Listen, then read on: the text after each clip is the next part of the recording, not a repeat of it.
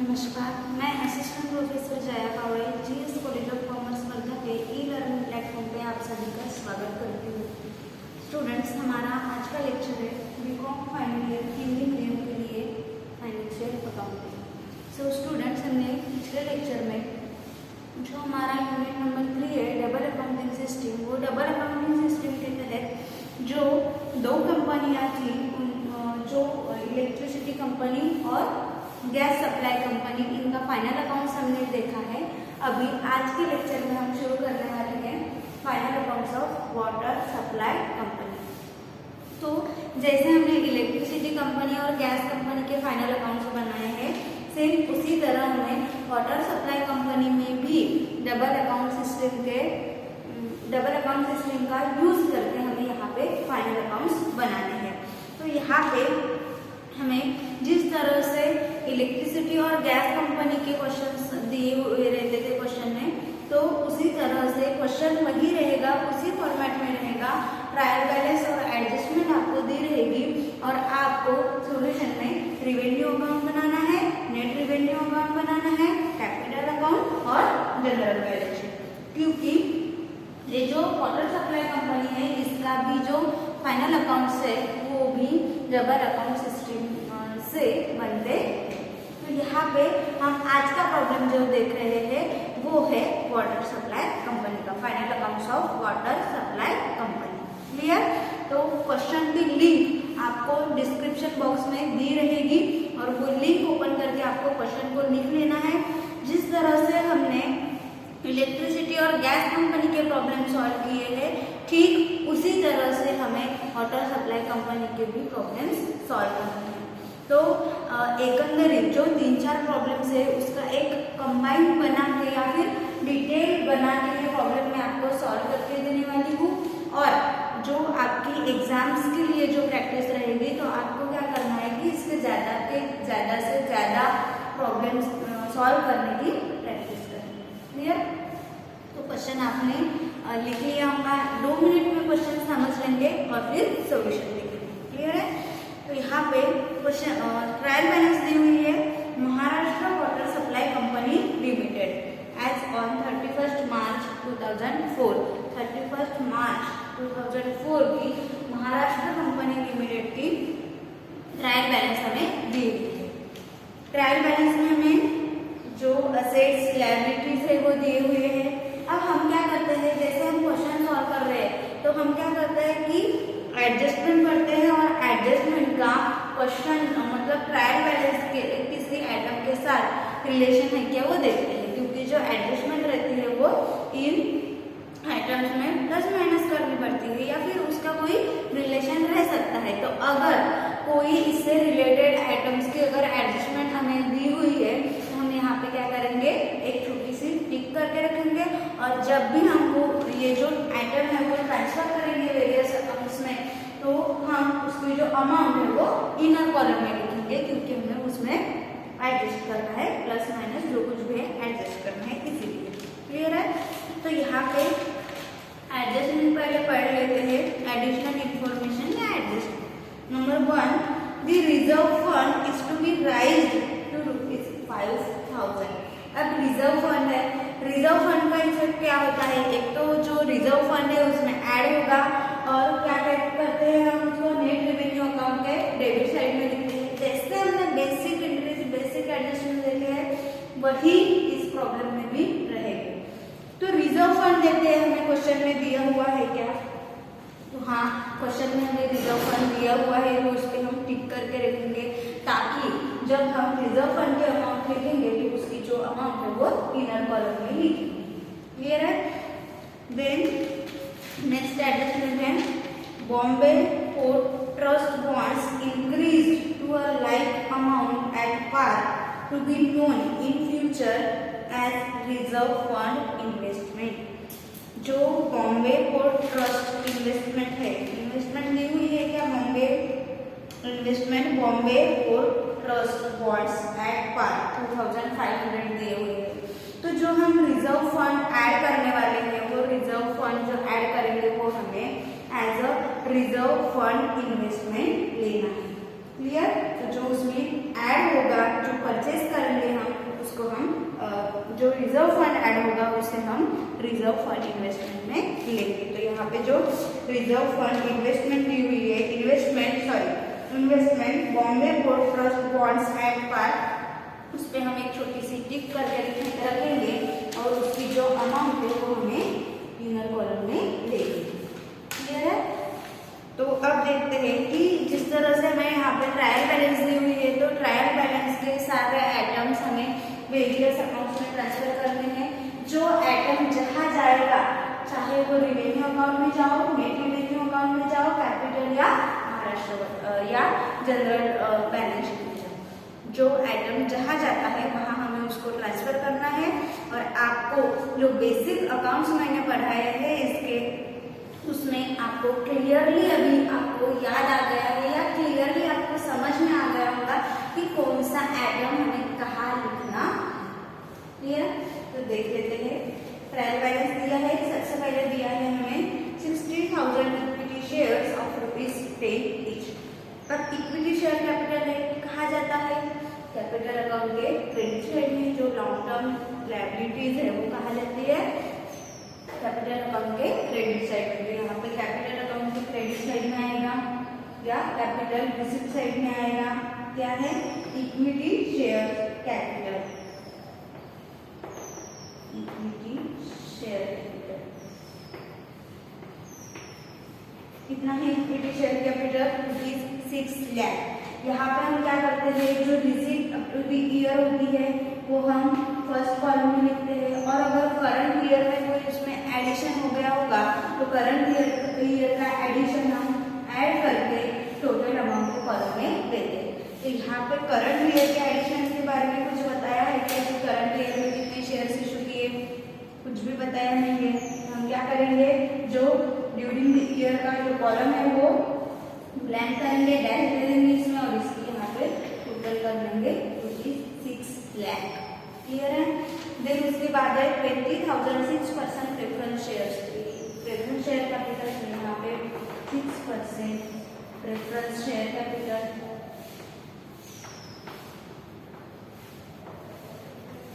कितना आएगा? 6% preference share capital कितना है? ₹2 लाख। यहाँ पे ₹2 लाख।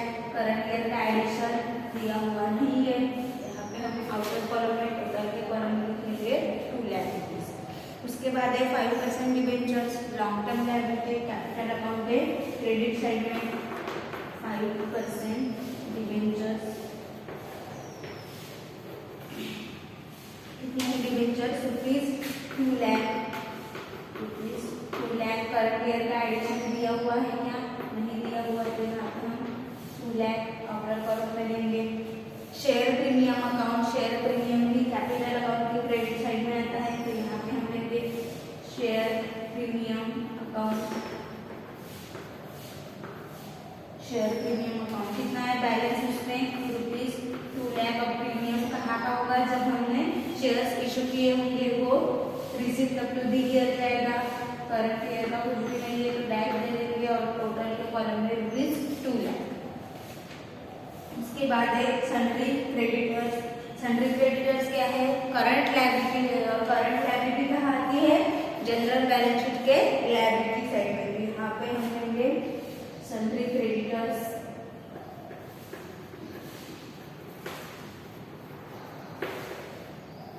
सन्ड्री क्रेडिटर्स कितना है अमाउंट? 8,410। देन है रिजर्व फंड लायबिलिटी में, लायबिलिटी साइड में यहाँ पे रिजर्व फंड। इनर कॉलम में अमाउंट लिखना है क्योंकि वहाँ पे हमें छोटी सी टिक दिख रही, और अगर हम जब टिक करते हैं तो क्या होता है, उसकी जो अमाउंट है हमें इनर कॉलम में लिखनी पड़ती है। यहाँ पे 2,580। देन है water rates, rail, general rates and rail, share transfer फी। सारे क्या है? जो रेंट है, वाटर से हमें रेंट मिल रहा, तो हमारी क्या वाटर सप्लाई कंपनी है, वाटर सप्लाई करने से अगर हमें रेंट मिलता है तो वो क्या है? हमारा इनकम है। हमारा मतलब किसका? वाटर सप्लाई कंपनी का। तो ये महाराष्ट्र वाटर सप्लाई कंपनी का इनकम है। वाटर के रेट्स और रेंट रिसीव हो रहे हैं, या फिर जनरल रेट्स रिसीव हो रहा है, या फिर share transfer fee, share transfer करने से अगर फी रिसीव हो रही तो वो जो वाटर सप्लाई कंपनी है उसका इनकम है, ऑपरेटिंग इनकम है, और ऑपरेटिंग इनकम रिवेन्यू अकाउंट के क्रेडिट साइड में आता है। यहाँ पे हम लेंगे क्रेडिट साइड में water rates and rain, water rates oblique rain कितना है ₹1,56,600 1,56,670 1,56,670। देन उसके बाद है जनरल रेट्स एंड रेट, ये भी इनकम है, general rates and rate 3,500। Then share transfer fee, share transfer fee 240। इसके बाद है अनक्लेम डिविडेंड। अनक्लेम डिविडेंड क्या रहता है, लायबिलिटी, और लायबिलिटी कहा जाएगी जनरल बैलेंस शीट के लायबिलिटी साइड में। यहाँ पर हम लेंगे अनक्लेम डिविडेंड, अनक्लेम डिविडेंड कितना है, अनक्लेम डिविडेंड का अमाउंट ₹200।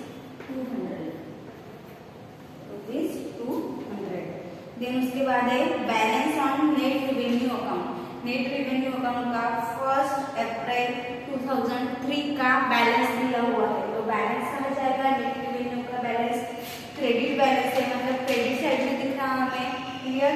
यहाँ पे क्रेडिट साइड में आएगा बैलेंस नेट रिवेन्यू अकाउंट के क्रेडिट में, यहाँ पे हम लिखेंगे 1 अप्रैल 2003 का कितना है बैलेंस ₹10,000। ये हुआ लास्ट ईयर का बैलेंस। अब करंट ईयर का जो आएगा, जो ट्रांसफर होगा वो भी नेट रिवेन्यू होगा, क्लियर। उसके बाद है expanded on purchase of land ₹30,000 purchase of land. अब लैंड, ये जो फिक्स असेट्स है हमारे, फिक्स असेट्स हम कहाँ लिखते हैं, कैपिटल अकाउंट के डेबिट साइड में। यहाँ पे कैपिटल एक्सपेंडिचर साइड में, यहाँ पे कैपिटल एक्सपेंडिचर साइड में परचेस ऑफ लैंड या फिर लैंड कितना है ₹30,000 करंट ईयर में परचेस किया, कब किया है क्लियरली बताया है ये, तो हम इसे लिखेंगे एक्सपेंडिचर अप टू 31 मार्च 2004 में। देन उसके बाद है कंस्ट्रक्शन ऑफ वर्क्स, यहाँ पे आएगा वर्क्स, वर्क्स के कंस्ट्रक्शन कितना किया हुआ है ₹10,23,300। उसके बाद है mains and service pipes, asset है हमारी कैपिटल एक्सपेंडिचर साइड पे, mains and service pipes ₹1,19,200। Then meters, यहाँ पे meters 10,500। Then preliminary expenses, preliminary expenses भी कैपिटल के डेबिट में आता है, बाय द फर्स्ट मतलब शुरुआत में लिखना पड़ता है, यहाँ पे प्रिलिमिनरी एक्सपेंसेस, प्रिलिमिनरी एक्सपेंसेस का अमाउंट ₹20,000। यहाँ पे किसी भी एसेट का करंट ईयर का एडिशन नहीं दिया हुआ है, तो हम करंट ईयर में डैश कर देंगे और इसमें टोटल कर लेंगे land 30,000, works 10,23,300। Then mains and pipes 1,19,200, 10,500 और प्रिलिमिनरी एक्सपेंसेस 20,000, क्लियर। देन उसके बाद है सन्ड्री डेटर्स। सन्ड्री डेटर्स क्या है, करंट असेट है, करंट असेट कहा जाएगी जनरल बैलेंस शीट के असेट साइड में, यहाँ पे असेट साइड में सन्ड्री डेटर्स कितना है अमाउंट 480। देन उसके बाद है debtors for water rates due, water rates due के डेटर्स है, तो वो भी करंट असेट है और वो जनरल बैलेंस शीट के असेट साइड में आएगी, यहाँ पे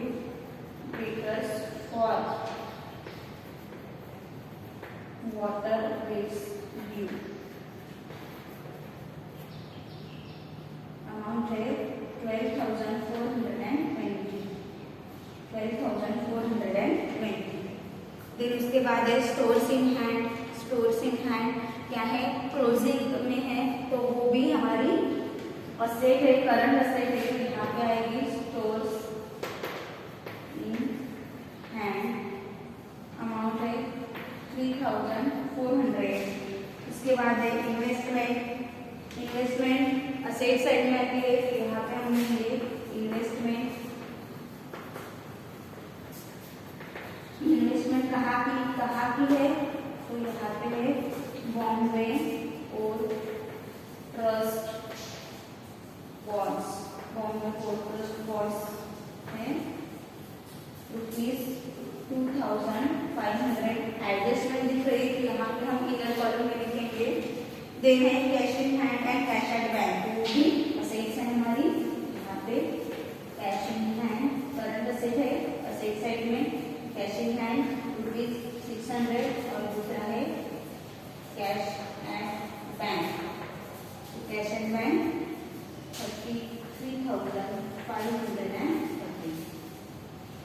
33,500 क्लियर। देन उसके बाद है salaries printing and stationery incidental expenses ये जो सारे एक्सपेंसेस हमें 1 बाय 1 दिए हुए हैं ऑपरेटिंग एक्सपेंसेस है और ऑपरेटिंग एक्सपेंसेस हम कहाँ लिखते हैं रेवेन्यू अकाउंट के डेबिट साइड पे तो रेवेन्यू अकाउंट के डेबिट साइड में सबसे पहले जो एक्सपेंसेस हमें दिए हुए हैं तो हमारा एक्सपेंसेस लिखने का जो सीक्वेंस है जैसे आपको जो बेसिक फॉर्मास बताए थे उसमें दिया हुआ था कि यहाँ पे हम मेंटेनेंस एक्सपेंसेस से शुरू करेंगे तो यहाँ पे एक्सपेंसेस है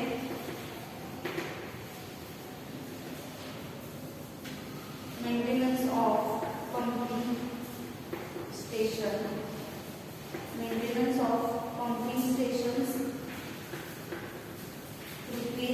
₹17,050 देन मेंटेनेंस ऑफ रिजर्वर्स यहाँ पे वो भी एक्सपेंसेस है हमारा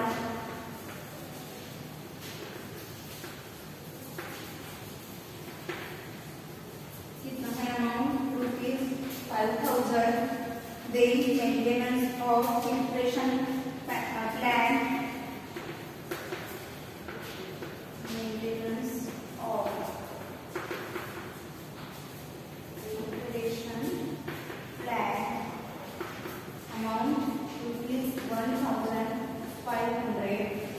plan repairs and replacement of mains के रिपेयर्स एंड रिप्लेसमेंट के लिए एक्सपेंसेस आया है repairs and replacement of mains कितना है amount 22,200 then general repairs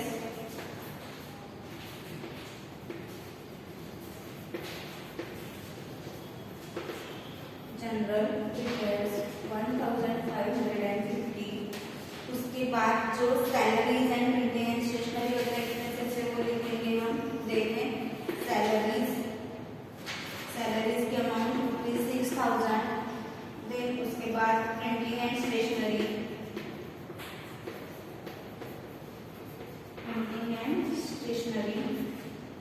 amount 500 incidental expenses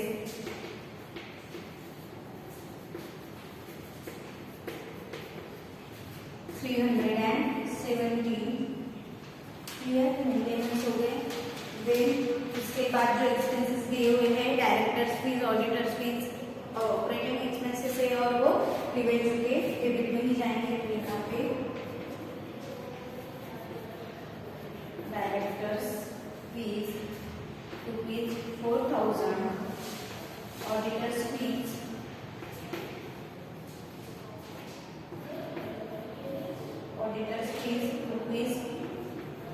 ₹500 देने रेट्स एंड टैक्सेस ₹25,000 उसके बाद है इंटरेस्ट ऑन डिबेंचर, डिबेंचर पे इंटरेस्ट पे कर रहे हैं तो वो हमारा ऑपरेटिंग एक्सपेंसेस नहीं है, और जो ऑपरेटिंग एक्सपेंसेस नहीं है डिबेंचर पे इंटरेस्ट दे रहे हैं तो वो वाटर सप्लाई कंपनी के लिए थोड़ी दे रहे हैं, डिबेंचर होल्डर्स को दे रहे हैं, तो वो कहाँ जाता है नेट रेवेन्यू अकाउंट के डेबिट साइड में। यहाँ पे नेट रेवेन्यू अकाउंट के डेबिट साइड में interest on debentures, interest on debentures will be 10,000. Then dividend on preferred shares, dividend on preferred shares net revenue account के debit side में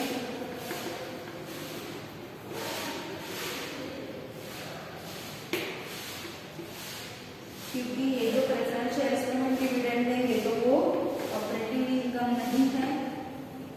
Then interim dividend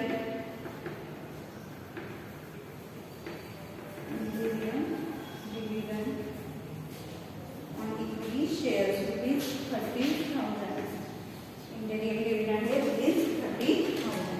तो इस तरह से जो ट्रायल बैलेंस हमें दी हुई थी वो ट्रायल बैलेंस के सारे आइटम्स हमने वेरियस अकाउंट्स में ट्रांसफर कर लिए हैं।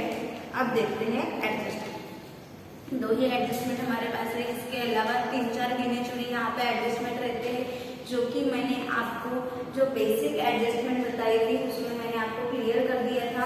अब इसके अलावा अगर दूसरा कोई क्वेश्चन रहता है, कोई भी अगर क्वेश्चन रहता है तो जो आइटम्स है इस तरह से रहेंगे, इसमें कुछ ज्यादा कुछ कम उतना रह सकता है, और जो एडजस्टमेंट है उसमें भी 2-4 एक्स्ट्रा या अलग एडजस्टमेंट दी हुई रह सकती है। तो आपको जब सॉल्व करना है तो आपको क्लियरली पहले क्वेश्चन को पढ़ लेना है, समझ लेना है, और उसके बाद एडजस्टमेंट का जो ट्रीटमेंट है वो करना है। तो यहाँ पे एडिशनल इंफॉर्मेशन में number 1, the reserve fund is to be raised is to ₹5,000।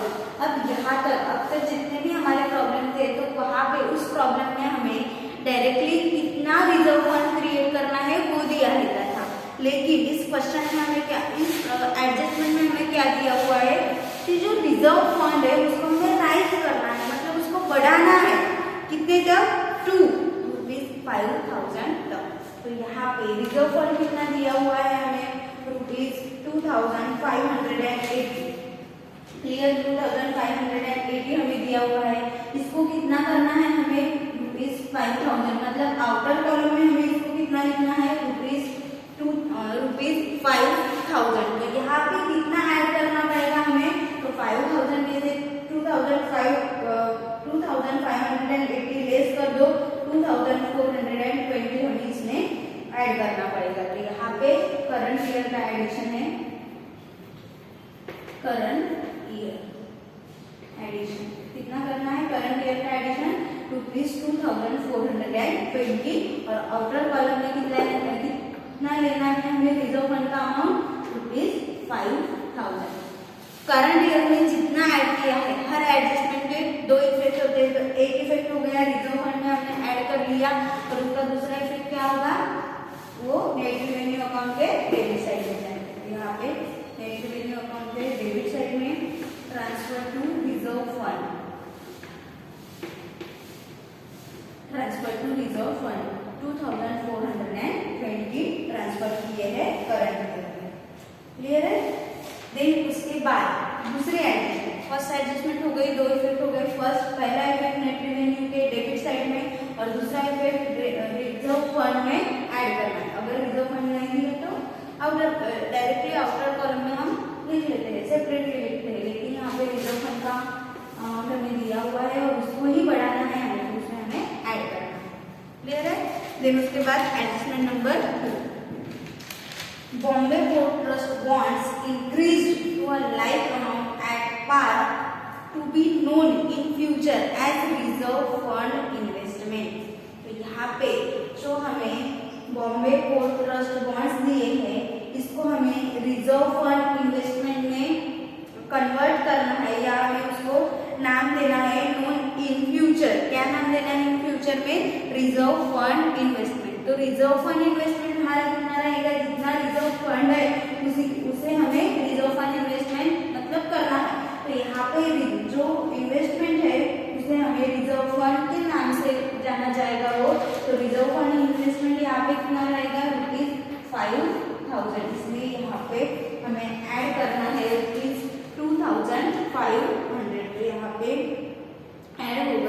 Purchase during the year,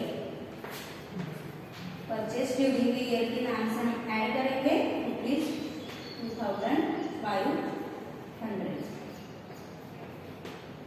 2500। और ये जो 5000 क्या रहेगा आगे चल के रिजर्व फंड इन्वेस्टमेंट, इसलिए हम उसे इसमें हमें यहाँ पे ऐड करना है। क्लियर है? देन यहाँ पे जो इंफॉर्मेशन हमें दी हुई थी वो इंफॉर्मेशन यहाँ पे खत्म होती है, और जो रिजर्व फंड इन्वेस्टमेंट हम 2500, इसका जो सेकंड इफेक्ट है तो वो क्या होगा, जो हम 2500 यहाँ पे इन्वेस्ट कर रहे हैं या परचेज कर रहे हैं तो इसमें पैसे जाएंगे हमारे, तो यहाँ से हमें कैश इन हैंड से लेस कर लेंगे। यहाँ पे हम कैश एट बैंक से लेस कर लेंगे। कैश एट बैंक का बैलेंस कितना है 33,530, 33,530, और इसमें से लेस होगा purchase of,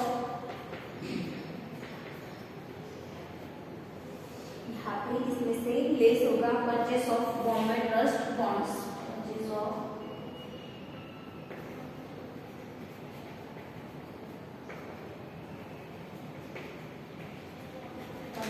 Bombay trust bonds कितना है ₹2,500, और इसका जो आउटर कॉलम आएगा 31,030।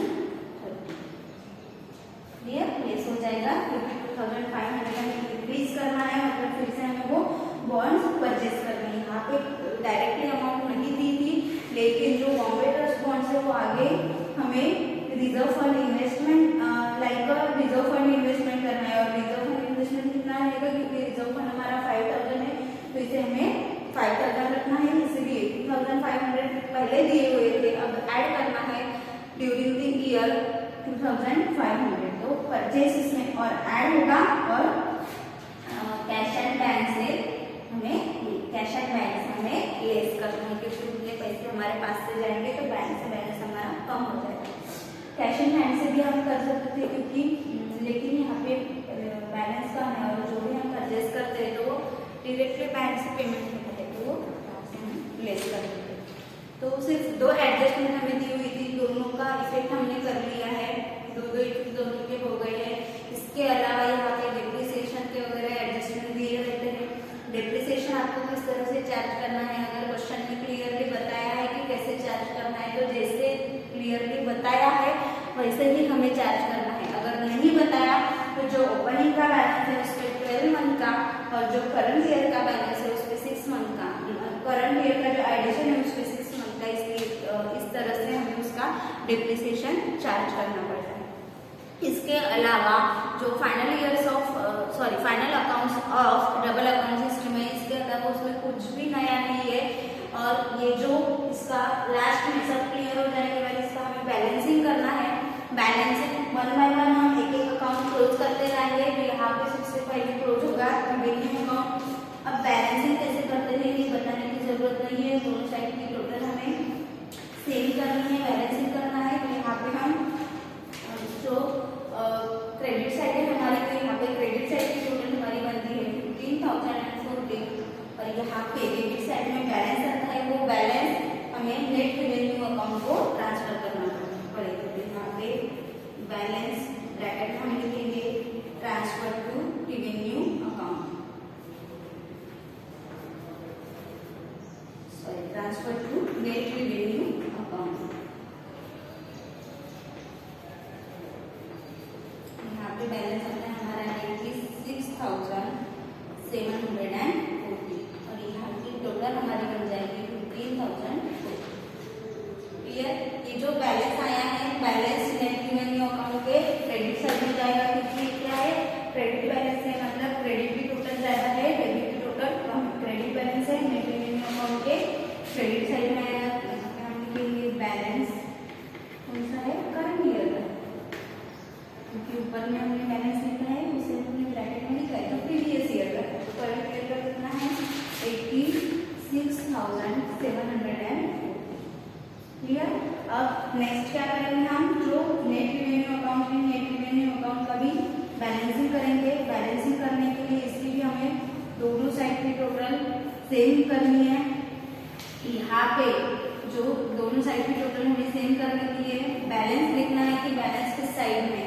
तो यहाँ पे इसकी अगर हम टोटल करते हैं तो यहाँ पे क्रेडिट बैलेंस आएगा, जो हम डेबिट साइड में लिखेंगे वो हमें ट्रांसफर करना है balance.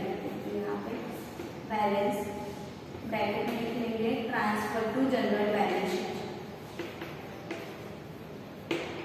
Transfer to general balance sheet. यहाँ पे बैलेंस आता है 42,320।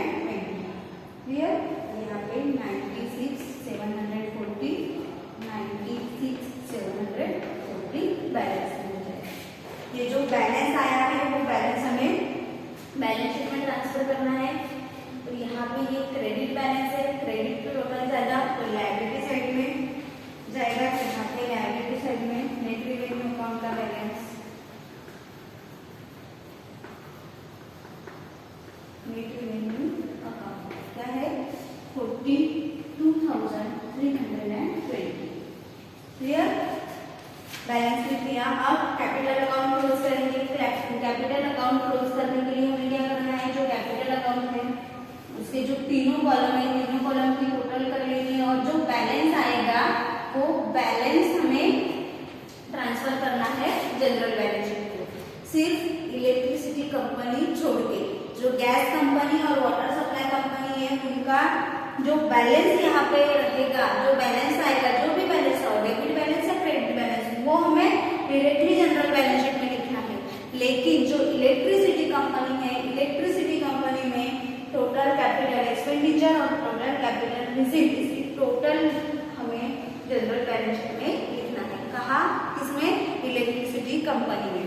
इलेक्ट्रिसिटी कंपनी में कंपनी छोड़ के जो अदर कंपनी हमने देखी है, गैस सप्लाई कंपनी और वाटर सप्लाई कंपनी, उसमें जो बैलेंस हमारा आएगा वो बैलेंस हमें जनरल बैलेंस शीट को ट्रांसफर करना है।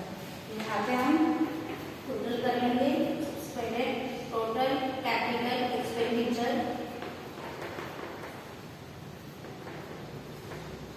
टोटल कैपिटल एक्सपेंडिचर हमारा हो जाएगा 12,03,000। करंट ईयर में कुछ भी एडिशन नहीं है तो यहाँ पे total 12,03,000। Clear?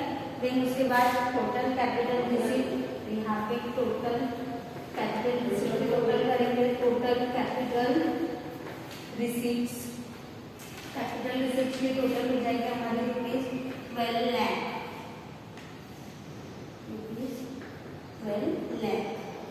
Clear? Current year में कुछ भी नहीं है तो कैपिटल रिसीव्ड की टोटल कितनी आएगी हमारी ₹12 लाख।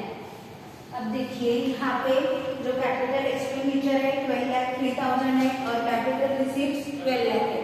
यहाँ पे बैलेंस कौन सा आ रहा? डेबिट बैलेंस, क्योंकि डेबिट की टोटल ज्यादा है, क्रेडिट की टोटल कम है। तो यहाँ पे बैलेंस आएगा और ये बैलेंस कहा जाएगा जनरल बैलेंस शीट में। बैलेंस कितना आएगा यहाँ पे ₹3,000 और इसकी टोटल हो जाएगी फिर 12,03,000 और इसकी भी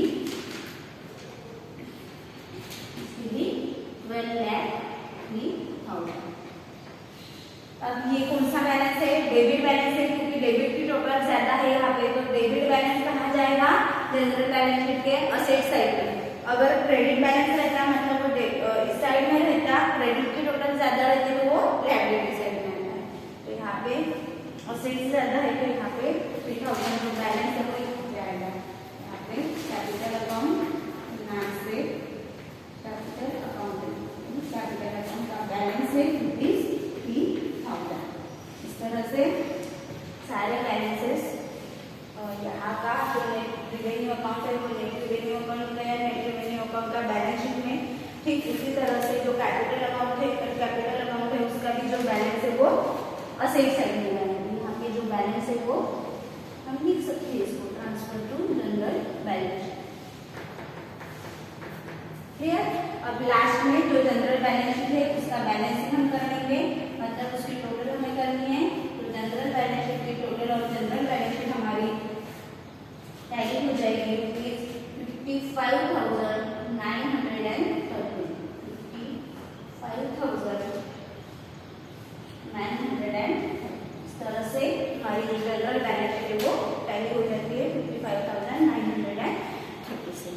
और ये जो हमारा यूनिट नंबर 3 है वाटर सप्लाई कंपनी का, हमने एक प्रॉब्लम यहाँ पे लिया है और जो हमारी जो इलेक्ट्रिसिटी कंपनी है, गैस कंपनी है, इसके हमने ज़्यादा से ज़्यादा प्रॉब्लम लेने की कोशिश की है, मतलब जितने भी प्रॉब्लम हमारे हुए हैं, लेकिन उसमें जो पार्ट है वो सेम पार्ट है, जो आइटम्स हमें दिए हुए हैं ट्रायल बैलेंस हमें शिफ्ट करनी है और एडजस्टमेंट करनी है।